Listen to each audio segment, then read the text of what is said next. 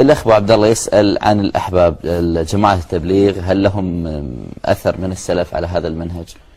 الدعوة إلى الله جل وعلا هي سبيل الأنبياء وطريق الصالحين، وإذا كان الإنسان يدعو إلى توحيد الله جل وعلا وحده دون سواه واتباع سنة نبيه صلى الله عليه وسلم، ويدعو الناس إلى أن يدخلوا في الإسلام إن كانوا غير مسلمين، وإلى أن يستقيموا على الدين ويتركوا المعاصي إن كانوا مسلمين، هذا كله خير عظيم، ولا يحتاج مثل هذا إلى دليل إذا كان الإنسان يدعو بمثل هذه الطريقة، لأن هذا هو الدين الذي جاء به رسولنا صلى الله عليه وسلم. بقيت في تقسيم الناس وأحوالهم أنا لا أتحمل في الذمة شيء، لكني أقول لا أرى حرجا في الخروج مع كل من يدعو إلى الله جل وعلا على بصيرة.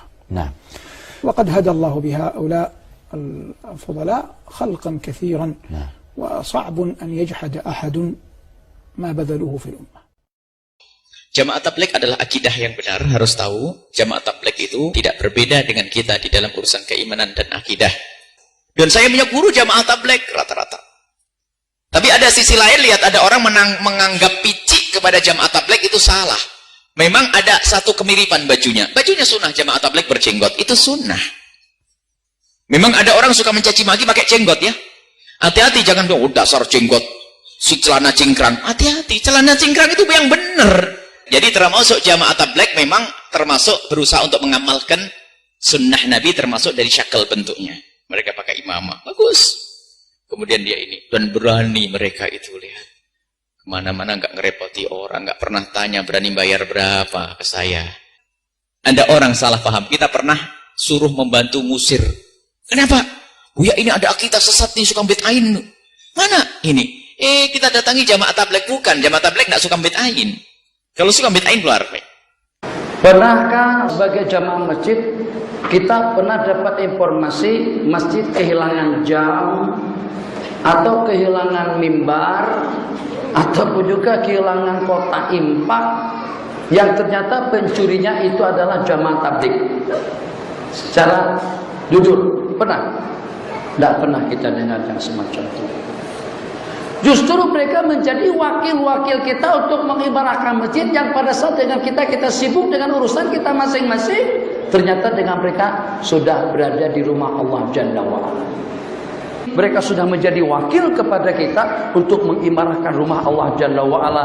Tidak dijemput, tidak diundang, tidak dibayar. Ternyata dengan kehadiran daripada mereka, secara tidak langsung kita terutang jasa dengan mereka-mereka. Kenapa? Sebab mereka yang turun ke dusun-dusun, mereka yang berkempen atau yang berdakwah kepada orang-orang di pelosok, di pedalaman. Tutu guru tidak ada.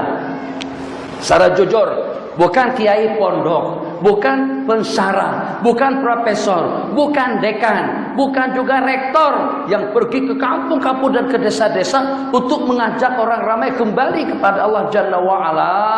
Itu dalam berapa banyak markas-markas Islam yang ada di negara Eropa atau di Eropa, daripada gereja menjadi kepada masjid, usaha dakwah daripada jamaah tabligh, daripada kafir samsing nih dengan tatunya di sini, ternyata menjadi orang yang dekat kepada Allah Jalla wa'ala. Bahkan dengan keyakinan yang sulit untuk kita menjadi tandingannya. Berpuluh-puluh tahun kita sembahyang, tapi keyakinan kita masih belum mantap. Baru sebulan dia masuk tabligh, Masya Allah tabarakallah, sudah boleh merintih-rintih di hadapan Allah.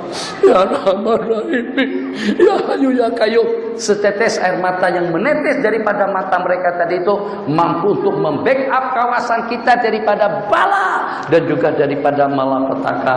Kenapa IJK, kenapa masjid, kenapa surau bersikap seperti itu dengan mereka? Mereka tidak meminta duit kita, tidak meminta kekayaan kita, tidak meminta dihormati, hanya ingin membanyakkan pahala kita pada waktu kita berjamaah, hanya ingin membanyakkan jamaah kita di waktu kita sembahyang. Setahu saya teman-teman di jamaah tabligh itu tidak memiliki kekeliruan yang signifikan. Artinya apa yang mereka lakukan positif saja. Mengetuk rumah orang untuk mengajak ke masjid itu hal yang biasa. Itu tidak ada pelanggaran di situ. Bahkan Abu Hurairah radhiyallahu anhu ya, dan Abdullah bin Umar mengerjakan itu. Ada sahabat yang mengerjakan itu. Mereka kalau jauh sebelum waktu sholat, mereka memang keliling rumah-rumah kerabatnya, dipanggil-panggilin sholat. sampai ke masjid sudah azan, gitu kan. Tujuannya ya dalam kisah ini dikatakan atau dalam riwayat ini dikatakan agar langkah kaki mereka lebih banyak dan pahala mengajak orang sholat juga lebih banyak. Itu nggak ada masalah, positif saja itu berdakwah, gitu kan. Satu sisi itu masih positif. Kemudian mengajak orang ke masjid, berkumpul, menghadiri pengajian, itu juga masih positif, halakal ilm, gitu kan. Kemudian juga keluar berdakwah di jalan Allah Subhanahu wa taala. Kalau niatnya berdakwah, itu juga masih hal-hal yang biasa saja. Allah Subhanahu wa taala memang menyuruh kita menyampaikan dakwah ini.